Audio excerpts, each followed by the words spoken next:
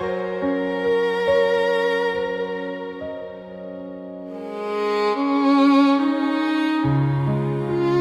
of dawn,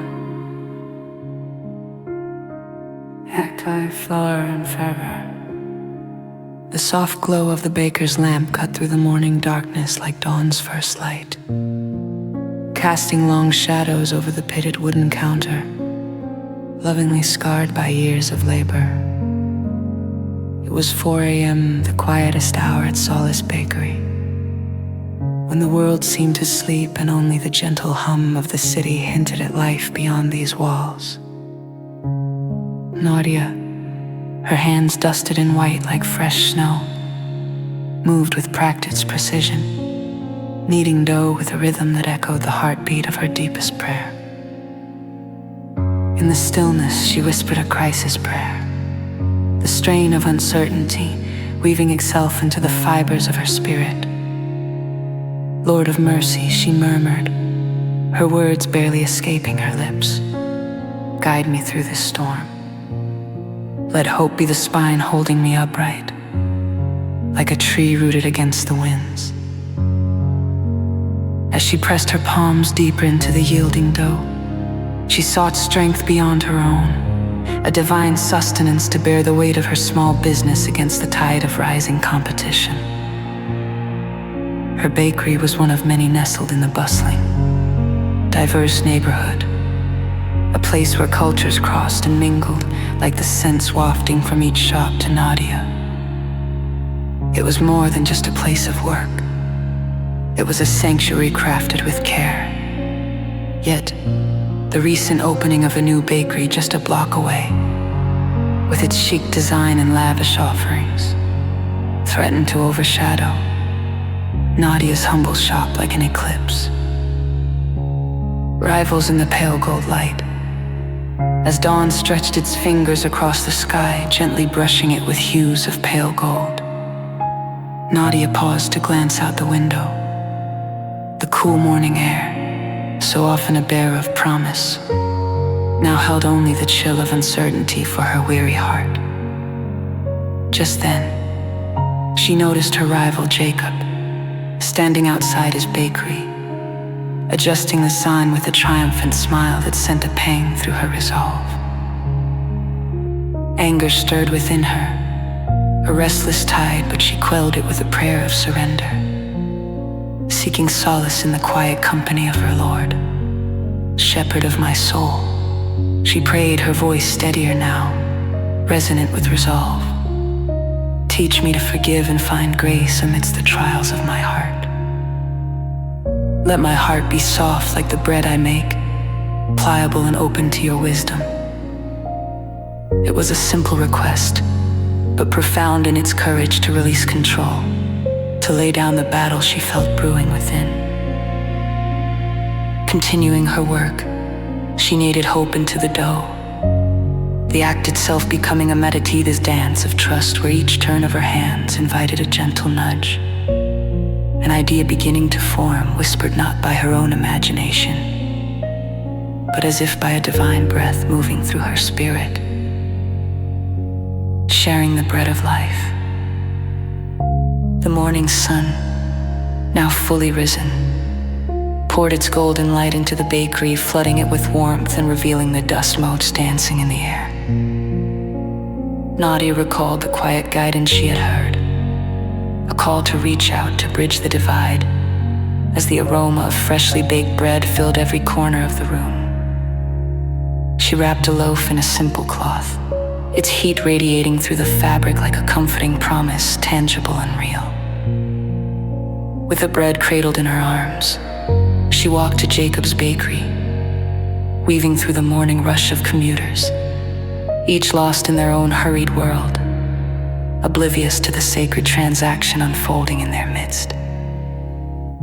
As she approached, Jacob met her at the door, surprise etched on his face, his brows arching in curiosity and perhaps a dash of skepticism. "This is for you," Nadia said, her voice calm yet resolute, carrying a warmth that belied her earlier doubts. "May it bring you the same joy that I find in making it." she offered the loaf, her gesture met by Jacob's tentative smile, a hesitant but genuine acknowledgement.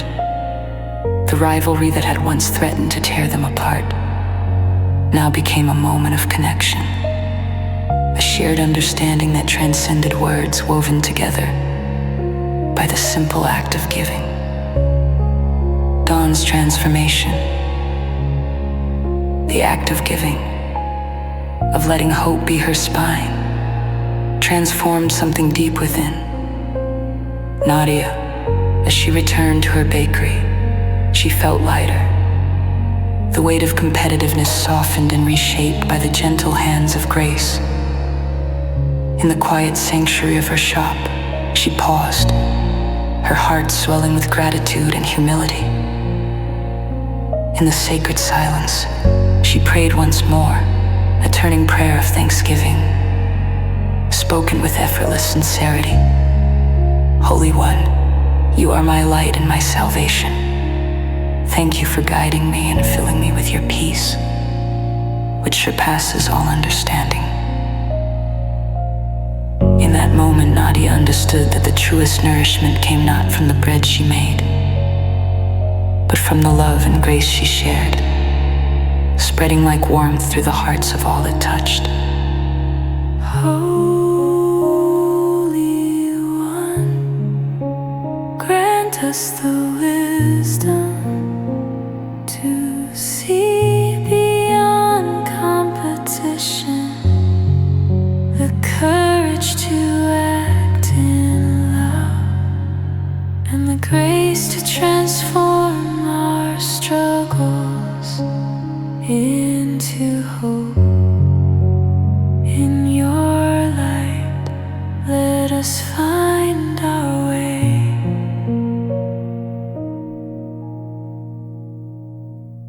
Holy One.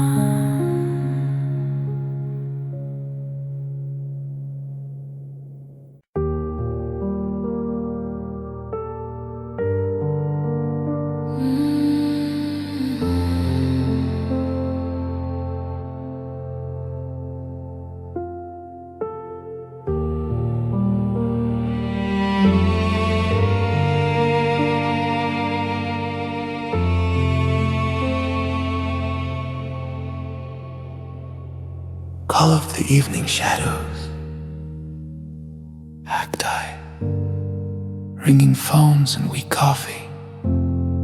The ER hums with the unrelenting clamor of ringing phones and the hurried footsteps of nurses and doctors weaving through a tapestry of urgency.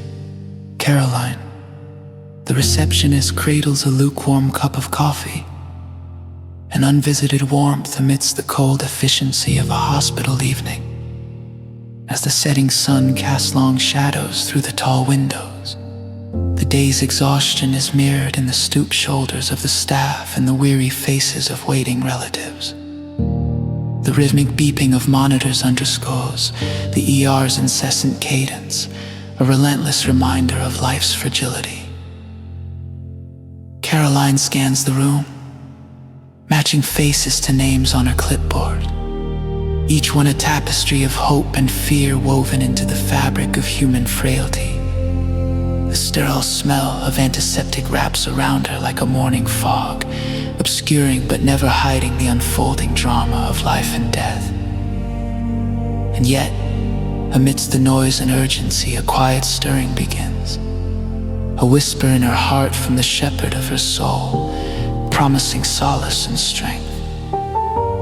Lord of mercy, Caroline breathes, her prayer barely audible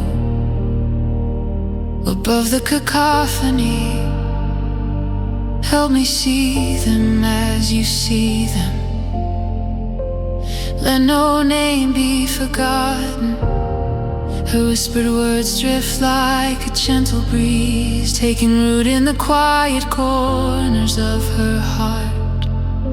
A sense of divine assurance settles within her, grounding her spirit amid the chaos, an unshakable anchor in the storm.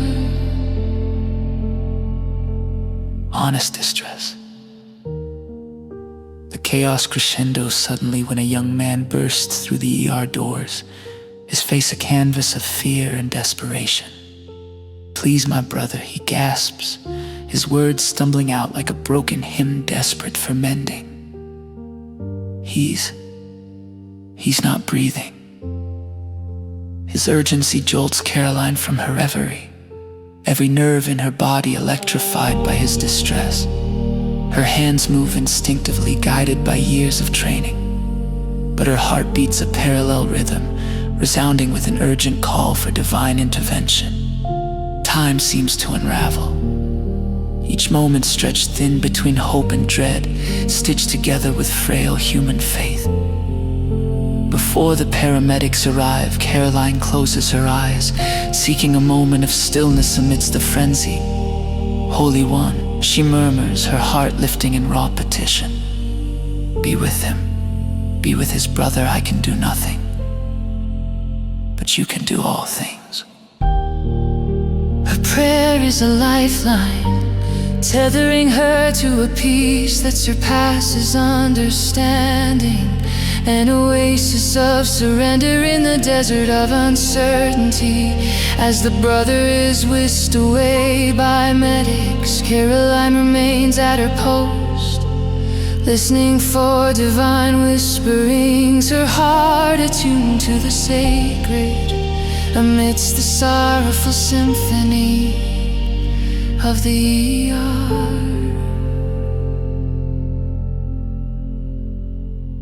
Turning towards grace.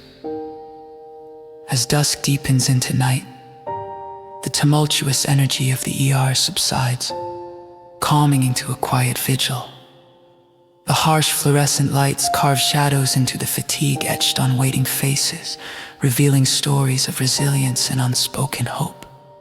Leaning against her desk, Caroline seeks solace in its steadiness. Her hands rest gently on the list of names, each line a testament to the fragile dance of life and loss unfolding before her.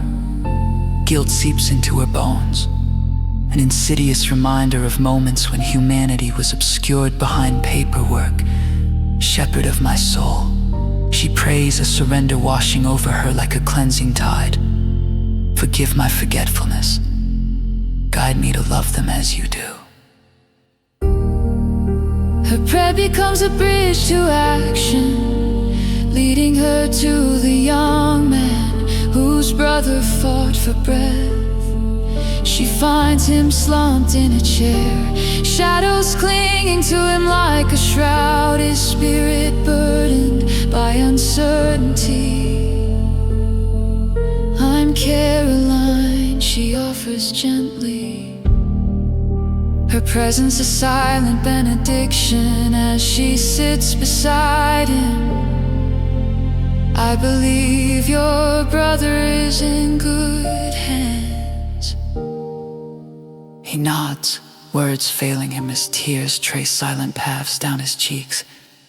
"Thank you," he whispers, gratitude threading through the fabric of his despair, a light in the midst of darkness. Courage to change. The night wears on, transforming the hospital into a place of quiet sanctity. Caroline feels a lightness in her soul, a shimmer of grace cutting through the encroaching darkness.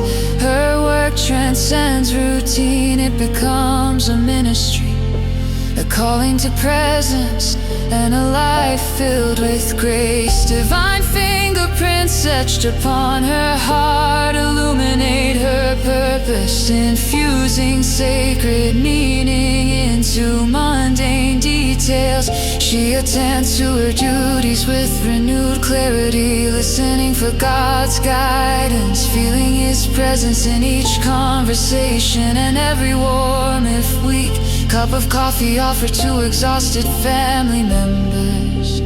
Even the mechanical hum of the machinery becomes a hymn of life, each beat an insistent testimony to human resilience. Although the path before her may not always be clear, it will forever be lit by the light of prayer, guiding her like a steadfast star through the galaxy of hurt.